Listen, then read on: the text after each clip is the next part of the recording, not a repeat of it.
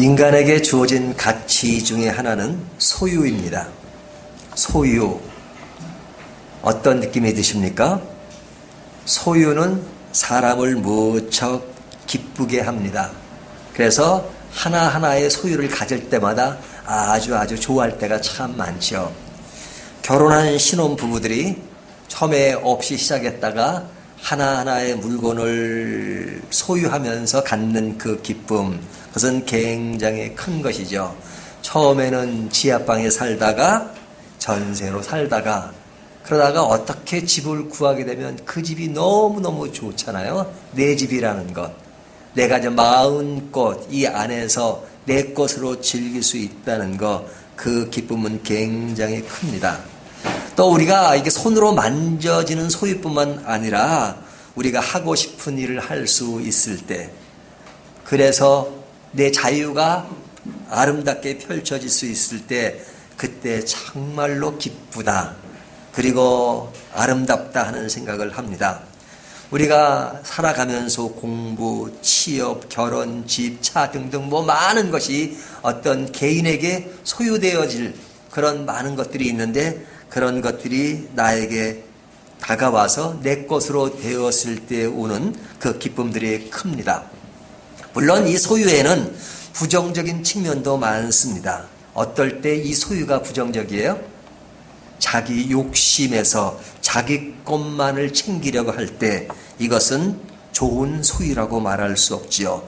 욕심으로 가득한 생각과 생활, 또 부정한 방법으로 소유하는 것, 또 하나의 소유를 경쟁으로 생각해서 늘 소유로 등급을 나누는 것, 공동체의 것을 자기 것으로 생각하는 등 어떤 많은 부정적인 것들이 있습니다. 이런 부정적 요인들이 많기 때문에 사람들은 소유에 대해서 부정적인 생각을 할 때가 참 많습니다. 하지만 이런 부정적인 것이 아닌 진정한 가치 있는 소유, 긍정적인 소유는 인간에게 아름다운 것입니다.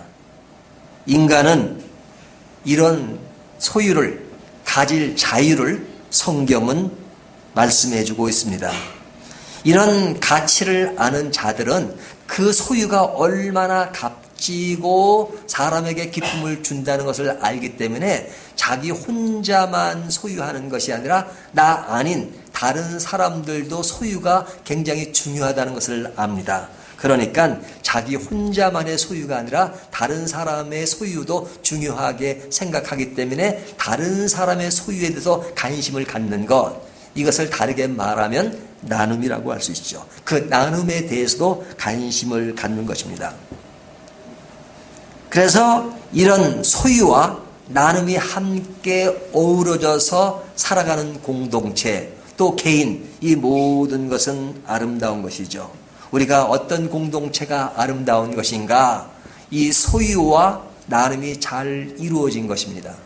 우리가 최초의 교회라고 할 수 있는 유형교회 모습은 이 마가다락방에서 시작된 교회잖아요. 그때서부터 시작된 교회에서 이루어진 모습을 보면 이 소유와 나눔이 아름답게 이루어졌다는 겁니다. 그러니까 건강한 사람과 건강한 공동체의 모습은 이 소유와 나눔의 균형이 잘 이루어진 것이다, 이렇게 생각할 수 있습니다. 저희가 지금 여호수아 14장 1절에서 5절까지 보고 있는데요. 우리가 지난주에 본문은 이제 이스라엘 백성들에게 주어진 땅이었습니다. 근데 어떤 땅이었냐면 요단강을 건너기 전에 동편에게 부여된 두 지파반의 땅이었습니다. 그런데 이제 오늘 본문 14장에 들어가면 이제는 요단 서편 지역에 있는 그곳의 땅을 분배하는 이야기입니다. 그러니까 동편에 두 지파 반이 땅을 분배받았으니까 나머지 9지파 반이 땅을 분배받는 이야기를 시작합니다. 근데 그 실제적인 분배 이야기는 15장부터 시작됩니다. 그래서 15장에 들어가면 이제 유다 자손들에게 배분되는 그런 이야기가 나오는데, 그 전에 14장의 이야기는 그 분배가 어떤 원리에서 이루어지는가 하는 것을 이야기합니다. 그래서 저희가 1절부터 5절까지는 그 분배 원리를 이야기하고 있고요. 그 다음에 6절부터 15절까지 이야기는 갈렙이라는 사람을 통해서 그들이 땅을 분배받기 위해서는 어떤 헌신이 필요한가 하는 것을 이야기하는 겁니다. 그 두 내용 중에서 이제 오늘은 첫 번째로 앞의 내용 1절부터 5절까지 내용만 살펴보도록 하겠습니다. 자, 이스라엘 백성들은 이제 가나안 땅에 들어왔죠. 이 가나안 땅에 들어와서 땅을 분배받게 되었다는 것은 이제 그들에게 땅이 소유되었다는 겁니다. 자, 그 땅이 소유되기까지는 정말로 많은 시간이 걸렸죠. 이스라엘 백성들이 애굽에서 살았지만 그때는 자기들의 소유가 아닌 그런 애굽의 노예로서 산 것이었고, 이들이 이제 정말로 자기의 소유의 땅인 가나안 땅을 얻기 위해서 그들은 긴 여정의 시간을 보냈습니다. 그 시간이 결코 짧지 않은 시간이었어요. 40년의 광야 생활을 거치고, 그리고 이들이 가나안 땅을 정복하기까지는 몇 년의 시간이 걸렸냐면 7년의 시간이 걸렸습니다. 그러니까 47년 만에 그들은 자기들의 소유의 땅을 얻은 것입니다. 하나님이 예전에 너희들에게 땅을 주실 것이다. 하나님이 약속한 그 땅을 그들이 한순간에 얻은 것이 아니라 긴 47년 동안의 세월을 통해서 그들은 땅을 얻었습니다. 근데 그 땅을 제일 처음 얻은 것은 누구였냐면 이스라엘 백성이 요단강을 건너기 전에 이 두 지파반이 지금 동쪽 지역이 되겠죠. 동쪽 지역의 땅을 얻었습니다. 그러니까 얻었으니까 자기의 소유가 된 것이죠. 그런데 이 지역은 원래 하나님이 약속한 땅은 아니었어요. 하나님이 약속한 땅은 요단강 서편의 땅이었습니다. 하지만 이 두 지파반, 루벤 지파와 갓 지파와 므낫세 반 지파는 그 땅을 소유하기를 원했습니다. 왜 소유하기를 원했느냐? 딱 보니까 그 땅이 너무 비옥하고 너무 살기 좋았던 것입니다. 그러니까 그 땅을 원했던 것이죠. 그렇다면 이들이 원했던 땅은 뭐예요? 하나님이 약속한 땅은 아니었고, 자기들이 볼 때 이 땅은 참 좋겠구나 해서 자기들이 원해서 얻은 땅입니다. 그러니까 이들에게는 굉장히 계산적인 것이 강했던 것이죠. 어떤 계산, 이것이 우리들에게 너무 좋은 땅이니까 이 땅을 내가 소유하면 정말로 잘 먹고 잘 살기 좋을 것이라고 하는 생각을 했단 말이죠. 그러니까 그들에게는 계산이 앞섰는데 그 계산에는 뭐가 앞섰느냐? 소유와 나눔 속에 나눔보다는 소유욕이 더 앞섰습니다. 그러니까 이 땅을 우리들이 가질 수만 있다면 정말로 좋을 것이라는 생각을 했죠. 그래서 이들은 모세에게 이 땅을 우리에게 주십시오 라고 간절히 소망을 했습니다.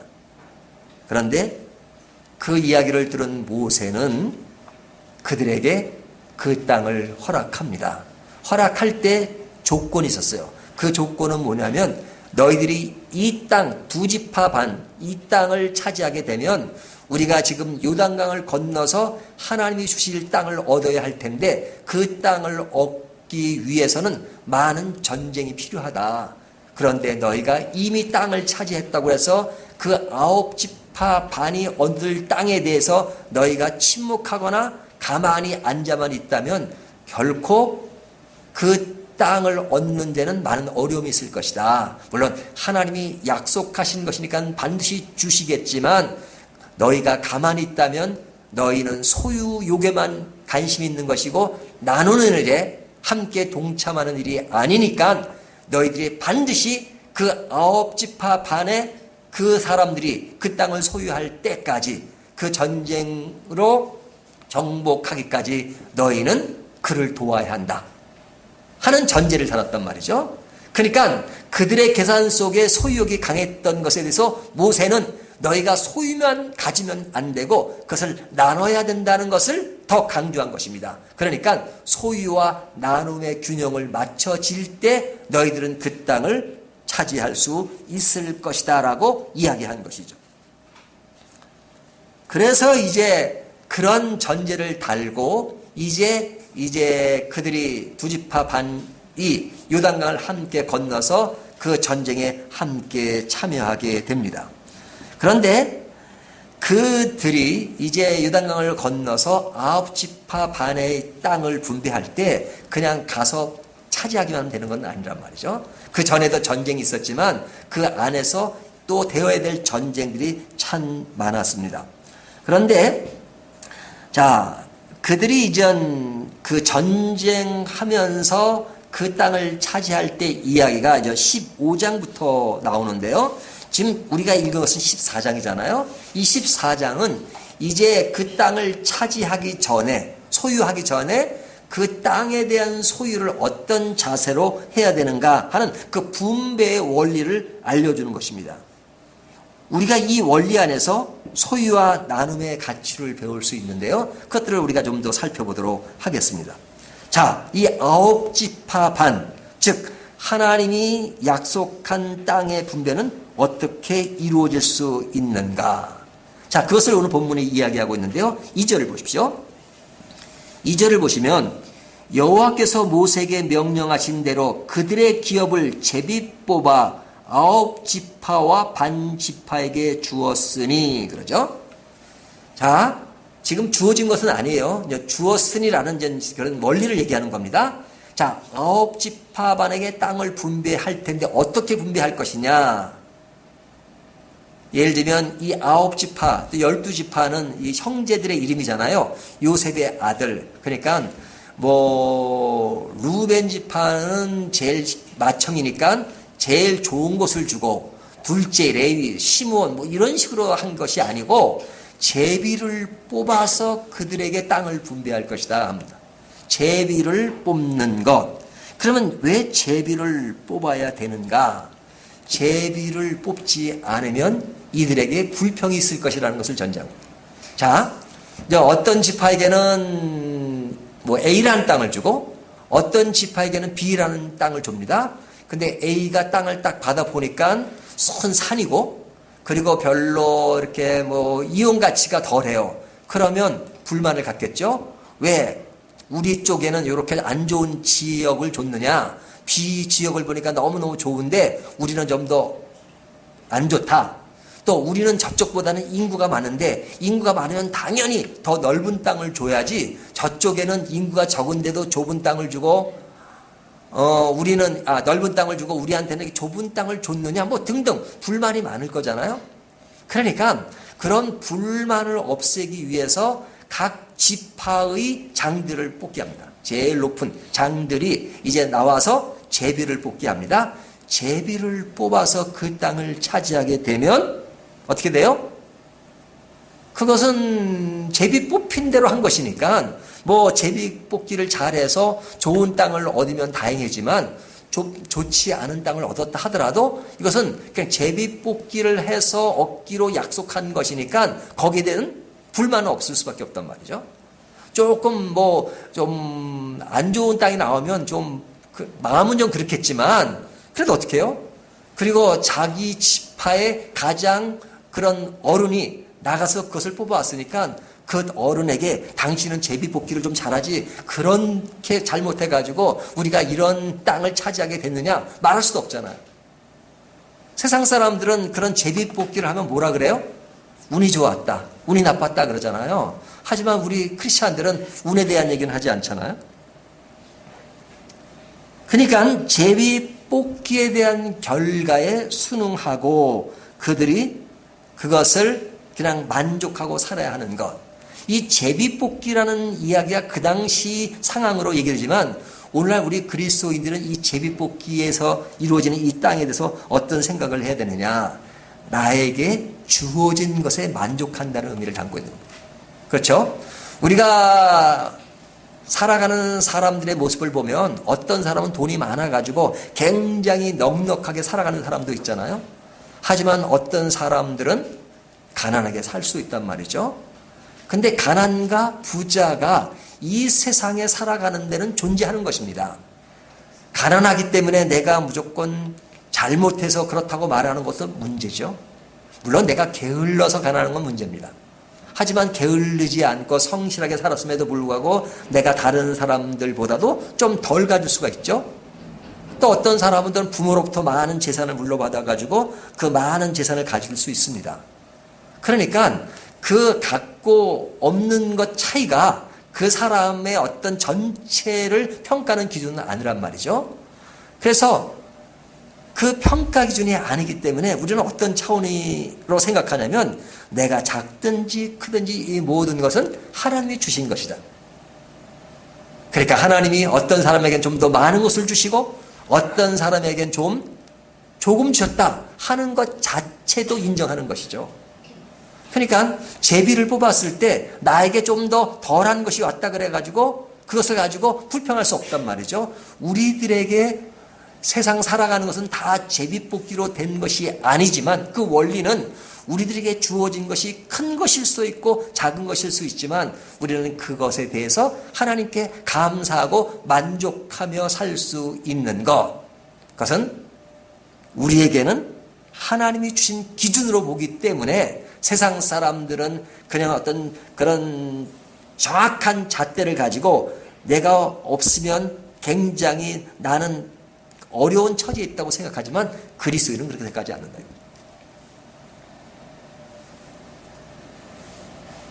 나에게 주어진 것.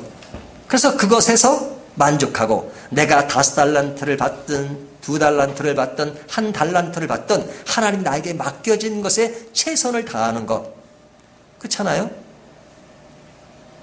그래서 이 문화적으로 굉장히 발전한 나라일수록 그런 갭이 적습니다. 그러니까 어떤 상대방의 비교식이 적어요.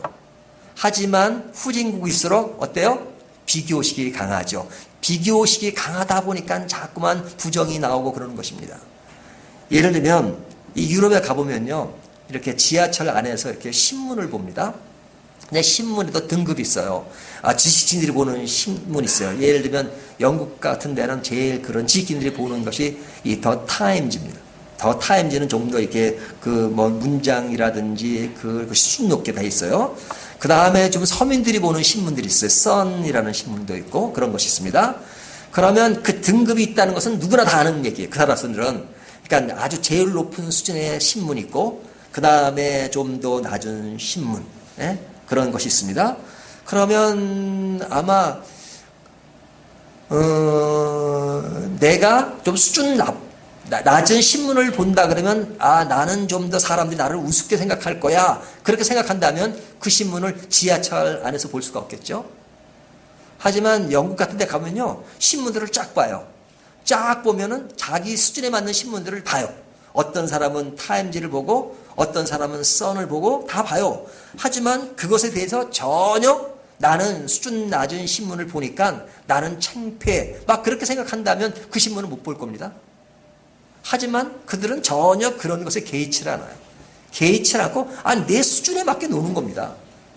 내가 많으면 많은 것을 가지고 즐길 수 있는 것이고 내가 없으면 없는 대로 내 또 수준이 낮으면 낮은 대로 그 낮은 것이 뭐 어떤 생활 가운데 이루어진 것이지 이것이 결국은 내 인생 자체가 낮은 것이 아니다라는 생각이 너무 확고하단 말이죠.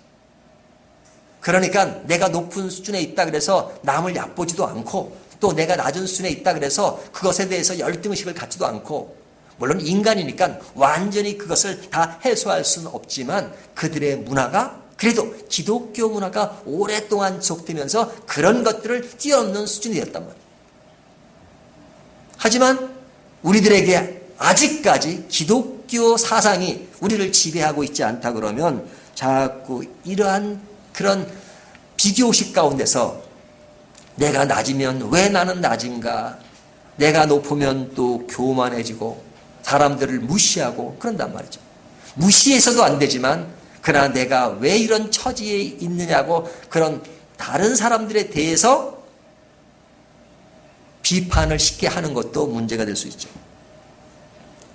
근데 이 아홉 지파 반에게 제비뽑기를 통해서 그들에게 주었다는 것은 그들에게 어떤 땅이 주어지든지 간에 그들은 그것을 하나님이 주신 약속의 땅으로 확고하게 믿고 이런 땅을 나에게 마음대로 쓸 수 있도록 내가 소유하고 살 수 있도록 만들어진 하나님께 감사하는 것이죠. 그 자체에 감사하면 되는 것이지 왜 우리에게는 이런 땅을 줬는가, 상대방의 땅을 보니까 저 땅은 너무 좋은데 그러질 않았단 말이죠. 자, 이것이 그 당시에 땅을 분배한 원리가 그 속에 숨어 있는 겁니다. 자, 그런데 이 아홉 지파 반을 분배할 때 그 분배하는 어떤 주도 역할을 했던 사람이 누구냐면요, 14장 1절을 보십시오. 이것은 이스라엘 자손이 가나안 땅에서 받은 기업 곧 제사장 엘르아살과 눈의 아들 여호수아와, 그러죠. 여기 보면 여호수아가 그 모든 백성들을 이끄는 지도자였지만 그 옆에 또 누가 따라요? 제사장 엘르아살이 나오죠. 그러니까 이 여호수아는 이스라엘 백성을 이끌고 가는 사람이라면 제사장은 그들에게 어떤 신앙심을 부여하는 사람이잖아요. 그러니까 이들에게 주어지는 그 제비뽑기의 원리가 이것이 신앙의 중요한 측면이라는 것을 보여주는 것입니다. 어떤 분을 통해서? 제사장이 그 땅을 분배하는 것을 감독하는 사람으로서 그 중요성을 강조하는 것입니다. 그러니까 이 땅이 제비뽑기로 주어진 것이 신앙적 관점에서 이루어지고 있는 것이다. 그 신앙적 관점이라는 것은 뭐예요? 하나의 운이 아니라 하나님이 필요에 맞게끔 그들에게 주어진 것을 믿고 따르라 하는 그런 이야기죠. 그런데 이 축처는, 제비뽑기는 사실은 어디와 관련된 이야기냐면 공평성과 관련된 이야기입니다. 공평하게 주는 것이다 하는 것입니다. 근데 이 공평한 이야기가 이걸로 끝나지 않고요. 3절, 4절의 이야기인데 3절을 보면요. 이는 두 지파와 반 지파의 기업은 모세가 유당 전편에서 주었으며 레위 자손에게는 그들 가운데 기업을 주지 아니하였으니, 그러죠. 자, 지금 어디 얘기가 나와요? 동편 이야기가 나오죠. 동편의 두 지파 반에게는 기업을 주었어요. 어떤 기업? 모세가 있을 때 지금 주었습니다. 주었다는 얘기가 나옵니다. 그 다음에 레위 자손에게는 그들 가운데 기업을 주지 아니하였으니, 그러죠. 자, 이들에게는, 두 지파 반에게는 제비뽑기가 없었습니다. 제비뽑기를 하지 않고 줬어요. 왜 제비뽑기를 하지 않고 줬죠? 그들이 원했기 때문에 그렇습니다. 그들이 원했건, 하나님이 원래 계획한 땅이 아니었어요. 근데 그들이 원했던 땅입니다. 그런데 땅을 줬어요. 조건을 달고 줬습니다. 너희가 동편에 들어갈 때 함께 동참하고 그 전쟁에 참여하는 것을 전제로 하고 줬습니다. 그러니까 제비뽑기로 얻은 것이 아니라 그들이 원해서 얻은 것입니다. 자, 그들이 원해서 얻은 것만큼 그들은 그 부분에 대해서 자기들이 책임질 일이 많은 거죠. 제비를 뽑아서 된 것은 그 아홉 지파 반의 땅은 하나님이 원래 약속한 땅이었고, 그래서 하나님 안에서 공평성을 유지하기 위해서 제비를 뽑았습니다. 하지만 두 지파 반은 제비뽑기를 되어진 땅이 아니고 자기들이 원해서 되어진 땅이기 때문에, 소유하게 된 땅이기 때문에 그 모든 책임의 크기도 그들이 더 크단 말이죠. 그래서 그들이 그 땅을 얻은 것은 왜 그랬냐면 굉장히 아름답고 비옥해서 그랬습니다. 그래서 비옥하니까 야, 이 땅이 너무너무 좋다. 마치 아브라함과 롯 이야기 중에서 아브라함이 땅을 택하라고 롯에게 말하잖아요. 그러니까 롯을 봤을 때 어떤 땅을 봤어요? 소돔과 고모라를 보니까 너무너무 소돔과 고모라 땅이 아름답게 보였다. 이 롯에게는 애굽에 갔던 그 사건이 있었습니다. 그래, 애굽에서 너무 좋은 곳을 봤기 때문에 그 기준으로 소돔과 고모라를 보니까 너무너무 살기 좋았던 땅입니다. 근데 그 땅이 불로 멸망을 받게 되잖아요. 그러니까 이 두 지파 반도 그 지역을 보니까 너무너무 좋은 것입니다. 살기 좋은, 비옥한 곳이니까. 그런데 나중에 가보면 그 두 지파반에게는 전쟁이 끊임없이 일어났어요.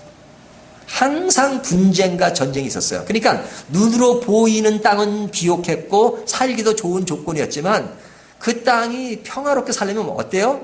다른 사람들이 침략해오지 않아야 되잖아요. 그래야 좋은 땅이지. 땅은 좋은데 늘 외세의 침략이 있었다 그러면 굉장히 힘든 거죠. 전쟁이 있는 나라가 뭐가 좋아요? 전쟁이 없는 평화의 나라가 좋지. 근데 그들 두 지파 반에게는 늘 분쟁이 끊이지 않았단 말이죠. 그러니까 사실은 좋은 게 아니었어요. 하지만 그것을 가지고 누구에게 원망할 수도 없어요. 왜? 자기들이 원해서 얻은 땅이니까.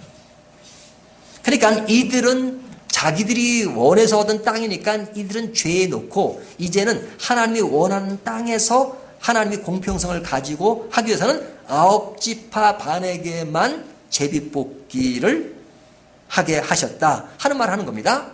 그리고 레위지파에게는 기업을 주지 아니했다 그러죠. 자, 기업을 주지 않았으니까 땅이 없는 거죠. 그러면 하나님이 12지파에게 땅을 주셨는데 지금 레위지파에게 땅을 주지 않으셨다 그러면 11지파에게만 땅이 주어지는 거잖아요. 근데 자세히 들여다보면 12지파에게 주십니다. 그 12지파가 오늘 본문에 나오지만 요셉지파가 있잖아요. 요셉지파. 요셉지파는 요셉이라는 지파의 아들, 그렇죠? 에브라임과 므낫세 두 아들에게 2배의 그런 기업을 줍니다. 그러니까 이 두 지파로 나눠져요. 그러니까 전체로 보면 13지파가 되는 거죠. 13지파 중에서 12지파에게는 기업을 주고 땅을 주고 레위지파에게는 땅을 주지 않습니다. 자, 그러면 12지파에게는 땅을 주고 레위지파에게 땅을 주지 않는다면 소유와 나눔의 원리 중에서 지금 레위지파에게는 소유도 없는 것이고 그러니까 굉장히 안 좋은 상황이잖아요. 공평성이 아니잖아요. 근데 오늘 본문에 보니까 레위지파에게는 어떻게 했다 그랬어요?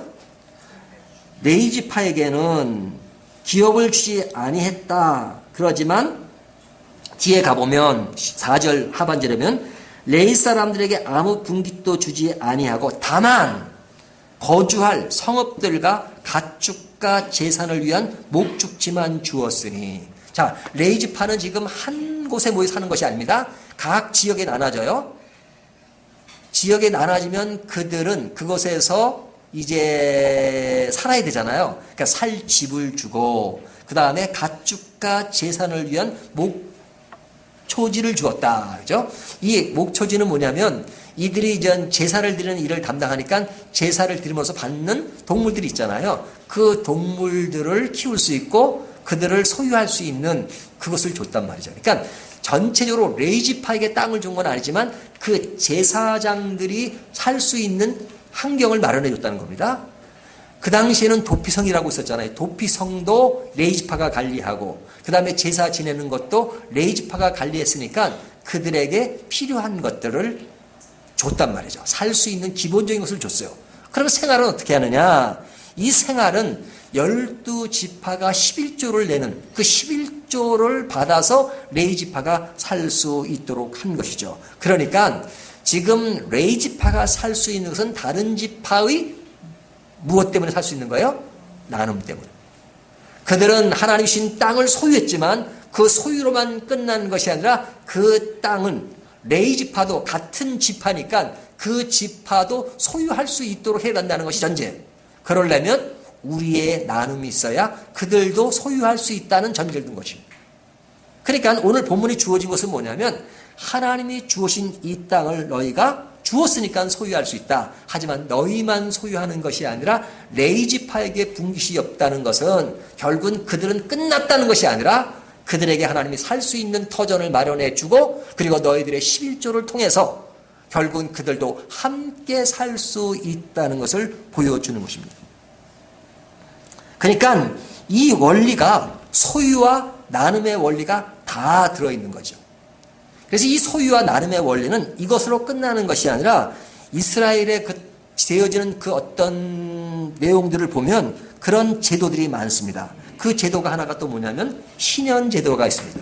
자, 신년이라고 하는 것은 이전 77이 49, 7년이 7번 가면 50년이 되잖아요. 50년 되던 해에는 모든 것을 다 돌려주는 것입니다. 그러니까 하나님이 나에게 준 땅이 있어요. 준 땅이 있는데 그 준 땅이 어떤 일이 있어서 그 땅을 다른 사람이 팔 수도 있단 말이죠. 팔 수도 있어요. 근데 소유를 준 것을 임시로 파는 거죠, 사실은. 내가 뭐 어떤 우리가 룻기에 보면 엘리메셀이 이제 흉년이 드니까 이렇게 모압으로 도망가잖아요. 도망갔을 때 그 땅을 두고 가야 되니까. 그러면 그 땅은 결국은 다른 사람이 가지고 있어야 되잖아요. 그러면 뭐 돈을 얼마 받고 그 땅을 이제 파는 거죠. 뭐 영구적으로 파는 건 아니지만 그냥 맡기는 어떤 뭐 몇 년 기간 동안에 맡겨지는 거란 말이죠. 근데 이렇게 맡겨지는 것이 원주인이 너무 안 좋은 환경 가운데 이것을 찾을 수 없는 여건이 안 되면 이 사람 소유가 되잖아요. 그런데 그렇게 되지 않도록 50년이 되면 무조건 다 돌려주는 신년제도를 만들었단 말이죠. 그래서 원주인이 찾을 수 있도록 만든 것입니다. 그러니까 하나님이 주신 약속의 땅을 끝까지 보존할 수 있도록 만든 제도죠. 뿐만 아니라 고엘제도라는 것이 있잖아요. 이 고엘제도라는 건 뭐냐면 일단은 부부가 있는데 그 부부 중에 그런 그 재산을 소유하게 된 그 남편이 죽습니다. 그러면 여자만 남잖아요. 여자 개인적인 이름을 소유할 수 없으니까 그 동생이 이제 남편 역할을 해주는 겁니다. 또 그 동생의 동생, 또 그 동생이 없으면 친척, 가까운 친척이 친척 순대로 그 집안의 어떤 그런 이름이 되어 주어서 그 재산을 끝까지 유지할 수 있도록 만드는 그런 고엘 제도. 이런 제도를 통해서 그들의 땅이 계속 보존되도록 만드는 거죠. 이 보존되도록 만드는 그것은 뭐예요? 그들의 소유의 중요성을 강조하는 것이고 그 소유는 또 나눔을 통해서 보존할 수 있도록 만든 것이란 말이죠. 그래서 이 원리는 이것이 14장으로만 끝나는 것이 아니라 21장까지가 분배에 대한 이야기인데 21장 끝에 가보면 또 레이지파에 관한 이야기가 나옵니다. 근데 레이지파 이야기 나오면서 뭐가 나면 도피성 이야기가 나옵니다. 도피성이 뭐죠? 사람이 살다 보면 이렇게 나쁜 짓을 할 수 있잖아요. 뭐 사람을 죽인다거나 그러면 진짜 나쁜 일이잖아요. 하지만 본의 아니게 내가 의도하지 않고 사람을 죽이는 경우가 있죠. 예를 들면 교통사고가 난 경우죠. 내가 운전하다 실수를 해가지고 사람을 죽였습니다. 그런 고의가 아니었단 말이죠. 그 사람이 살인할 의도가 전혀 없었어요. 악한 사람도 아니에요. 상당히 선하게 살아온 사람이에요. 하지만 그런 사람이 사람을 죽이는 일을 했다. 그러면 그건 억울하잖아요. 물론 죽은 사람도 억울하지만 죽인 사람도 사실은 억울하단 말이죠. 근데 이런 일들이 많아요. 뭐 그 당시엔 차가 없었으니까 어떤 사람이 어떻게 이제 뭐 집에서 뭘 이렇게 하다가 돌을 떨어졌는데 그 밑에 사람이 그 돌에 맞아 죽었다. 그러면 그 사람은 고의가 아니었는데 그래서 그런 사람들을 구제할 수 있는 길을 마련한 것이 도피성이었습니다. 그러니까 이 도피성은 사람들이 하루 안에 갈 수 있는 거리에 있는데 그곳에 가서 자기들의 이런 사유를 이야기하면 그 제사장이 그것을 인정하고 도피성에 둠으로써 그가 죽지 않도록 놔두는 겁니다. 어떻게 해서 죽지 않게? 그가 사람을 죽였으니까 죽임을 당한 사람은 복수를 할 거 아닙니까? 그럼 복수를 하게 되면 어떻게 됩니까? 이 복수가 계속이잖아요. 복수는 하나로 끝나는 것이나 복수는 복수를 낳잖아요. 그러니까 누가 사람을 죽여서 복수를 했어요. 그럼 복수한 그 가정은 아니 우리 아버지가 그거 본의 아니게 살인했는데 그 아버지를 죽이니까 또 그 아들 때나 다른 친척들이 그것을 보고 억울하다 생각해서 또 그 가족을 죽이면 이 복수가 계속 지속되면 그 나라가 어떻게 되겠어요? 전체가 있는 복수심으로 평온한 나라가 아니라 계속 갈등의 나라가 될 수 있잖아요. 그러니까 그런 복수심을 없애고 그 나라를 유지하기 위해서 뭘 만들었어요? 도피성을 만들었다고. 그러니까 도피성은 이 제비뽑기의 원리와 같아요. 제비뽑기의 원리가 공평함을 주어지듯이 이런 도피성의 이야기를 통해서 그들이 어떤 살인을 했지만 그러나 그 살인이 그것이 의도적인 것이 아니었기 때문에 그 사람을 살릴 수 있는 제도를 통해서 그 땅을 보존하고 그 가문을 보존할 수 있도록 만든 것. 이것이 뭐예요? 소유와 나눔의 정신 속에 다 들어있는 것입니다. 자, 그렇다면 이 본문이 우리에게 주는 교훈이 뭘까? 그 당시에 이 땅의 분배에 있어서 소유와 나눔의 원리가 있듯이 오늘날 우리들에게도 소유와 나눔의 원리는 여전히 존재합니다. 어떤 차원에서? 자, 여러분, 우리의 신앙의 문제도 사실은 어떻게 된 것입니까? 하나님이 우리를 구원하신 거잖아요. 우리가 구원을 받았다는 것은 내가 영원한 생명을 소유했다는 것입니다. 근데 그 소유는 어떻게 이루어진 것입니까?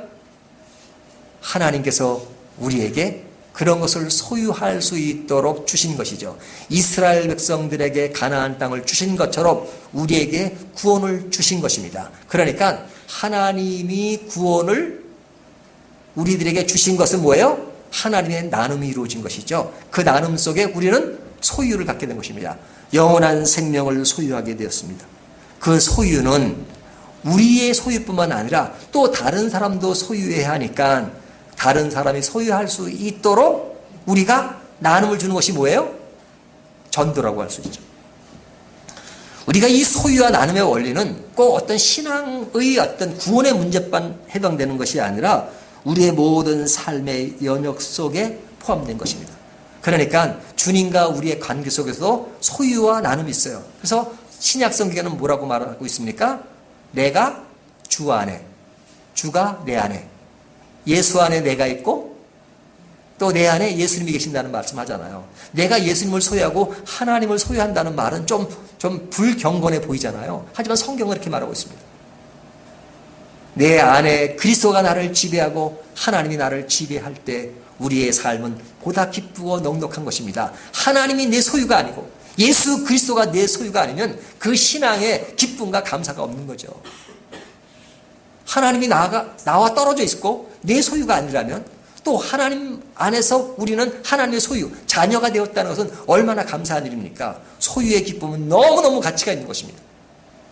하나님이 내 하나님이 아니고 구원이 내 구원이 아니고 그렇다면 우리의 구원과 우리의 신앙은 가치가 없는 것입니다. 하지만 우리의 구원은 하나님이 우리에게 나눔으로 주신 그 소유를 내가 가지고 있기 때문에 너무너무 감사한 거죠.